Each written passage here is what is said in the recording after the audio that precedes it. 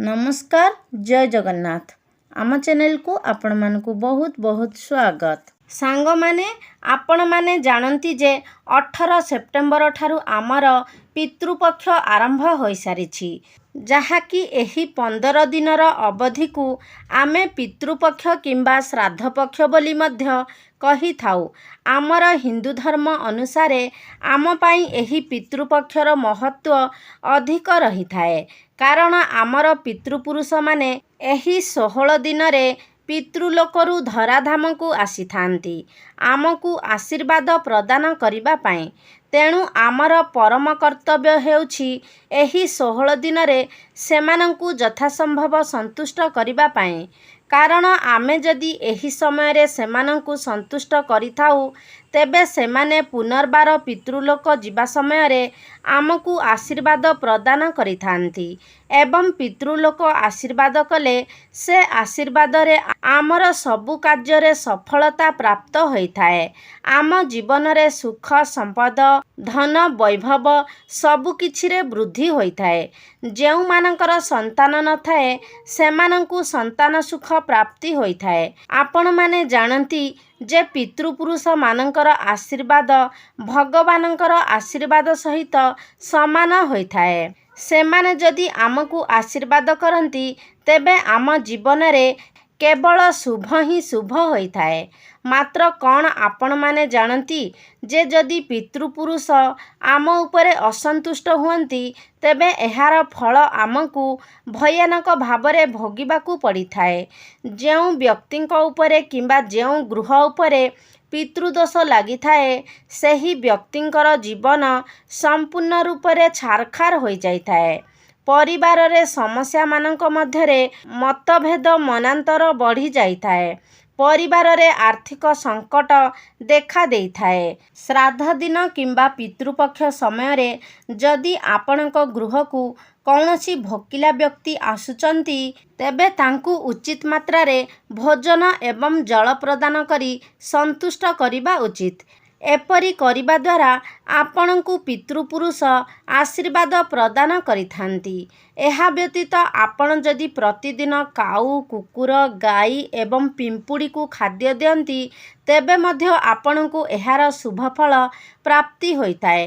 गरुड़ पुराण एवं प्रेत मंजरी रे लेखा अछि जे जणे व्यक्ति मृत्यु परे जमलोक को गमन करिथांती एवं सेही जमलोक को जिबार बाटटी अत्यंत कठिन होइथाए एवं आमर पितृपुरुष मानकर सेही कठिन को कमाइबाकू आमे सेमानकू पिंडदान श्राद्ध एवं तर्पण करिथाउ जहाँकि सेमानकू खाद्य स्वरूप प्राप्त होइथाए।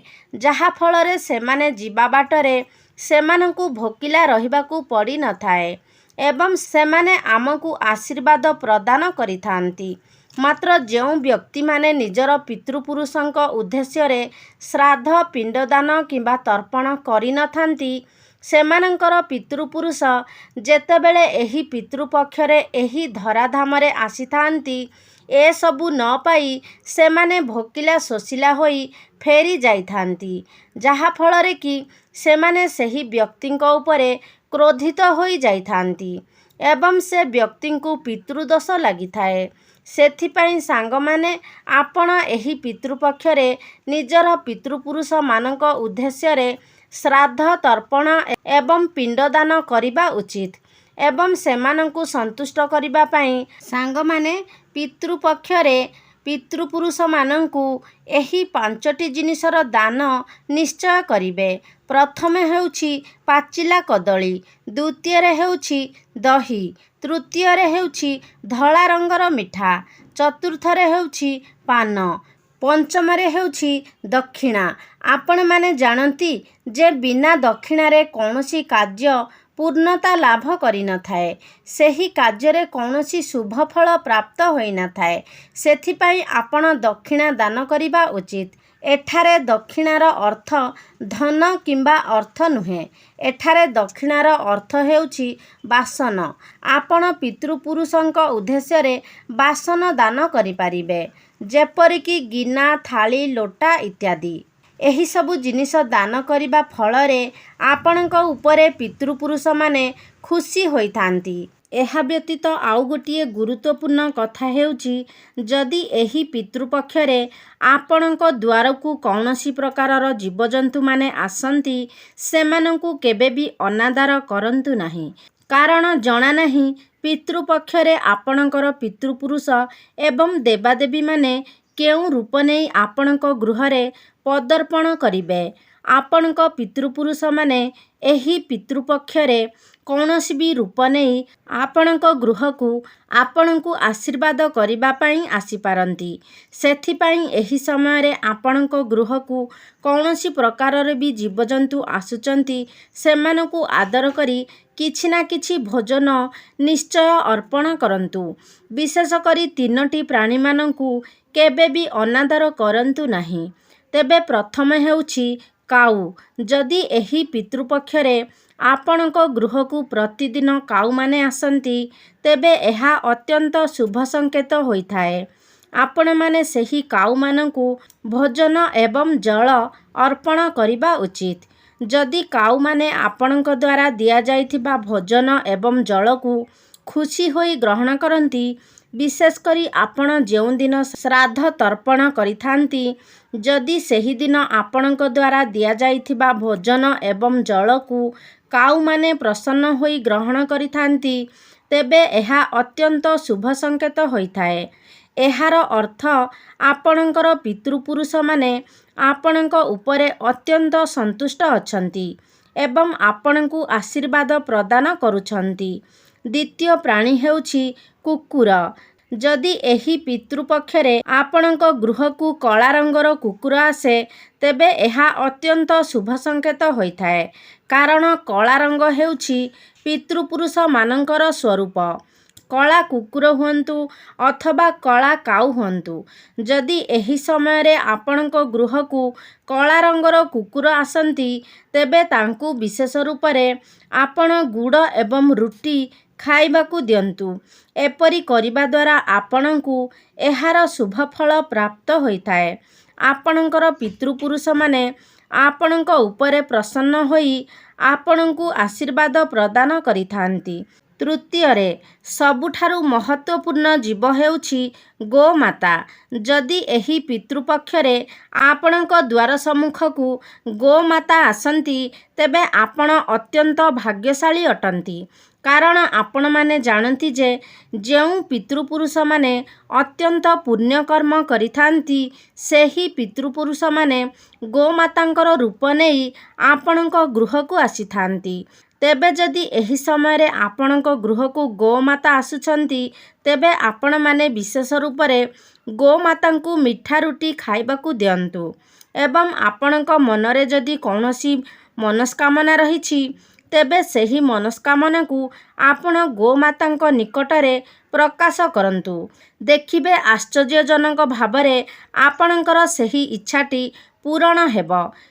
ତେଣୁ ସାଙ୍ଗମାନେ, ଏହି ସମୟରେ ଯଦି ଏହି ଜୀବମାନେ ଆପଣଙ୍କ ଗୃହକୁ ଆସୁଛନ୍ତି, ସେମାନଙ୍କର ଆଦର କରି ସେମାନଙ୍କୁ ଆପଣ ଭୋଜନ ପ୍ରଦାନ କରନ୍ତୁ।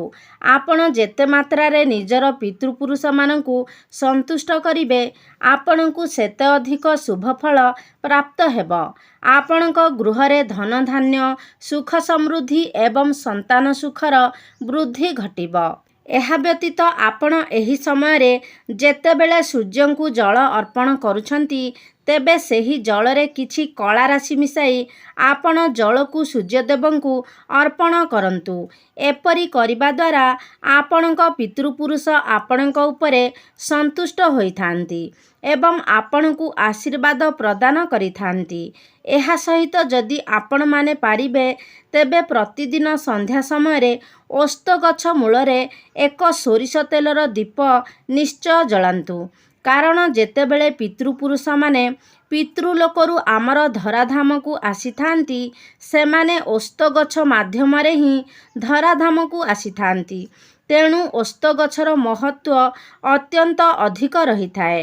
ଆପଣମାନେ କ'ଣ ଜାଣନ୍ତି ଯେ ଏହି ପିତୃପକ୍ଷ ସମୟରେ ଯଦି ଆପଣଙ୍କ ଘରର କାନ୍ଥରେ କିମ୍ବା ଆପଣଙ୍କ ଘରର ଚତୁଃପାର୍ଶ୍ୱରେ ଓସ୍ତ ଗଛ ଆପେ ଆପେ ଉଠିଯାଏ, ତେବେ ଏହା ଅତ୍ୟନ୍ତ ଶୁଭ ହୋଇଥାଏ। ଏହାର ଅର୍ଥ ଆପଣଙ୍କର ପିତୃପୁରୁଷ ଆପଣଙ୍କ ଉପରେ ଅତ୍ୟନ୍ତ ପ୍ରସନ୍ନ ଅଛନ୍ତି ଏବଂ ତାଙ୍କର ଆଶୀର୍ବାଦ ମଧ୍ୟ ଆପଣଙ୍କ ସହିତ ସର୍ବଦା ରହିଛି। ସାଙ୍ଗମାନେ, ଏହି ପିତୃପକ୍ଷରେ ଆପଣ ପ୍ରତିଦିନ ସ୍ନାନ କରିବା ଉଚିତ ଏବଂ ଯଦି ପାରିବେ ତେବେ ନଦୀ ପୁଷ୍କରଣୀରେ ସ୍ନାନ କରିବା ଦ୍ୱାରା ଆପଣଙ୍କୁ ପୁଣ୍ୟ ପ୍ରାପ୍ତ ହୋଇଥାଏ। ଯଦି ଏହା ସମ୍ଭବ ନ ହୁଏ ତେବେ ଆପଣ ଯେତେବେଳେ ସ୍ନାନ କରୁଛନ୍ତି ସେହି ସ୍ନାନ ଜଳରେ କିଛି କଳା ରାଶି ମିଶାଇ ସ୍ନାନ କରିବା ଦ୍ୱାରା ମଧ୍ୟ ଆପଣଙ୍କୁ ତୀର୍ଥଯାତ୍ରାର ପୁଣ୍ୟ ପ୍ରାପ୍ତ ହୋଇଥାଏ। ସାଙ୍ଗମାନେ, ଏହି ପିତୃପକ୍ଷରେ ଆପଣ ପିତୃପୁରୁଷମାନଙ୍କୁ ପ୍ରସନ୍ନ କରିବା ପାଇଁ ପ୍ରତିଦିନ ସନ୍ଧ୍ୟା ସମୟରେ ସୋରିଷ ତେଲ କିମ୍ବା ଦେଶୀ ଘିଅର ଏକ ଦୀପ ଜଳାନ୍ତୁ ଏବଂ ଏହି ଦୀପକୁ ଆପଣ ନିଜ ଗୃହର ଦକ୍ଷିଣ ଦିଗକୁ ମୁଖ କରି ଜଳାନ୍ତୁ, କାରଣ ଦକ୍ଷିଣ ଦିଗ ପିତୃପୁରୁଷମାନଙ୍କର ଦିଗ ହୋଇଥାଏ। ଏପରି କରିବା ଦ୍ୱାରା ଆପଣଙ୍କର ପିତୃପୁରୁଷମାନେ ଆପଣଙ୍କ ଉପରେ ପ୍ରସନ୍ନ ହୋଇଥାନ୍ତି। ଯଦି ଆପଣମାନେ ଚାହାନ୍ତି ତେବେ ଆପଣ ନିଜ ଘରର ମୁଖ୍ୟ ଦ୍ୱାରରେ ମଧ୍ୟ ଦୁଇ ପାଖରେ ଦୁଇଟି ଦୀପ ପ୍ରଜ୍ୱଳନ କରିପାରିବେ। ଏପରି କରିବା ଦ୍ୱାରା ଆପଣଙ୍କ ଗୃହରେ ଧନ ସୁଖ ସମୃଦ୍ଧିରେ ବୃଦ୍ଧି ହୋଇଥାଏ, ଆପଣଙ୍କୁ ମାନ ସମ୍ମାନ ପ୍ରାପ୍ତ ହୋଇଥାଏ ଏବଂ ଗୃହରେ ଯେତେ ପ୍ରକାରର ସମସ୍ୟା ଅଛି ସେହି ସବୁ ସମସ୍ୟାଗୁଡ଼ିକର ମଧ୍ୟ ସମାଧାନ ହୋଇଯାଇଥାଏ। ଆପଣଙ୍କୁ ପିତୃପୁରୁଷମାନଙ୍କର ଆଶୀର୍ବାଦ ପ୍ରାପ୍ତ ହୋଇଥାଏ। ତେଣୁ ସାଙ୍ଗମାନେ, ଆପଣ ନିଜ ମୁଖ୍ୟ ଦ୍ୱାରରେ ଦୁଇଟି ଦୀପ ଏବଂ ନିଜ ଅଗଣାରେ ଗୋଟିଏ ଦୀପ ଜଳାନ୍ତୁ। ଯେଉଁ ଦୀପକୁ ଆପଣ ପିତୃପୁରୁଷଙ୍କର ଉଦ୍ଦେଶ୍ୟରେ ଜାଳୁଛନ୍ତି ସେହି ଦୀପକୁ ଜାଳିବା ସମୟରେ ଆପଣ ନିଜର ପିତୃପୁରୁଷଙ୍କୁ ସ୍ମରଣ କରନ୍ତୁ ଏବଂ ଜାଳିବା ସମୟରେ ଆପଣ ଏହି ମନ୍ତ୍ରକୁ ଜପ କରନ୍ତୁ, ଓମ୍ ପିତୃଦେବାୟ ନମଃ। ସାଙ୍ଗମାନେ, କ'ଣ ଆପଣମାନେ ଜାଣନ୍ତି ଯେ ମାତା ଲକ୍ଷ୍ମୀ ଏବଂ ଭଗବାନ ବିଷ୍ଣୁ ହେଉଛନ୍ତି ପିତୃଦେବଙ୍କର ରୂପ? ତେଣୁ ଆପଣ ଏହି ସମୟରେ ଭଗବାନ ବିଷ୍ଣୁ ଏବଂ ମା ଲକ୍ଷ୍ମୀଙ୍କର ମଧ୍ୟ ସ୍ମରଣ କରିବା ଉଚିତ।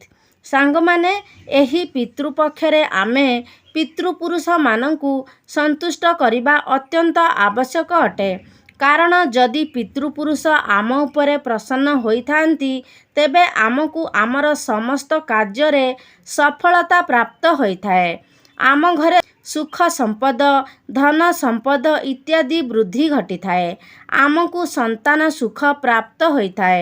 ମାତ୍ର ଯଦି ଆମର ପିତୃପୁରୁଷ ଆମ ଉପରେ ଅସନ୍ତୁଷ୍ଟ ହୋଇଯାଆନ୍ତି, କ୍ରୋଧିତ ହୋଇଯାଆନ୍ତି, ତେବେ ଆମକୁ ନାନା ସମସ୍ୟାର ସମ୍ମୁଖୀନ ହେବାକୁ ପଡ଼ିଥାଏ।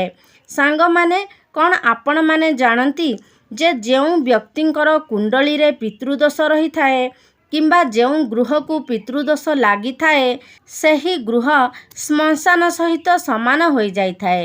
ସେହି ଗୃହରେ ଏତେ ପ୍ରକାର ସମସ୍ୟା ଆସିଥାଏ ଯେ ସେହି ଗୃହର ସଦସ୍ୟମାନଙ୍କର ବୁଦ୍ଧି ମଧ୍ୟ ବଣା ହୋଇଯାଇଥାଏ। ସେଥିପାଇଁ ଆପଣମାନେ ଚେଷ୍ଟା କରନ୍ତୁ ଯେ ଏହି ପିତୃପକ୍ଷରେ ଆପଣଙ୍କର ପିତୃପୁରୁଷମାନଙ୍କୁ ସବୁ ପ୍ରକାରେ ସନ୍ତୁଷ୍ଟ କରିବା ପାଇଁ। ତେବେ ସାଙ୍ଗମାନେ, ଏହା ଥିଲା କିଛି ଉପାୟ ଯେଉଁ ଉପାୟଗୁଡ଼ିକ ପାଳନ କରି ଆପଣମାନେ ନିଜର ପିତୃପୁରୁଷମାନଙ୍କୁ ସନ୍ତୁଷ୍ଟ କରିପାରିବେ ଏବଂ ପିତୃପୁରୁଷ ସନ୍ତୁଷ୍ଟ ହେଲେ ସେମାନେ ଆପଣଙ୍କୁ ଆଶୀର୍ବାଦ ପ୍ରଦାନ କରିଥାନ୍ତି। ତାଙ୍କର ଆଶୀର୍ବାଦରୁ ଆପଣଙ୍କୁ ସମସ୍ତ ପ୍ରକାରର ସୁଖ ପ୍ରାପ୍ତ ହୋଇଥାଏ। ତ ସାଙ୍ଗମାନେ, ଆଶା କରୁଛି ଆଜିର ଏହି ଭିଡ଼ିଓଟି ଆପଣମାନଙ୍କୁ ନିଶ୍ଚିତ ଭାବରେ ଭଲ ଲାଗିଥିବ। ଯଦି ଭଲ ଲାଗିଛି ତାହେଲେ ଲାଇକ୍ କରନ୍ତୁ, ସେୟାର କରନ୍ତୁ। ଆମ ଚ୍ୟାନେଲକୁ ଯଦି ସବସ୍କ୍ରାଇବ୍ କରିନାହାନ୍ତି ତାହେଲେ ସବସ୍କ୍ରାଇବ୍ କରିଦିଅନ୍ତୁ। ସର୍ବେ ଭବନ୍ତୁ ସୁଖିନଃ। ଧନ୍ୟବାଦ।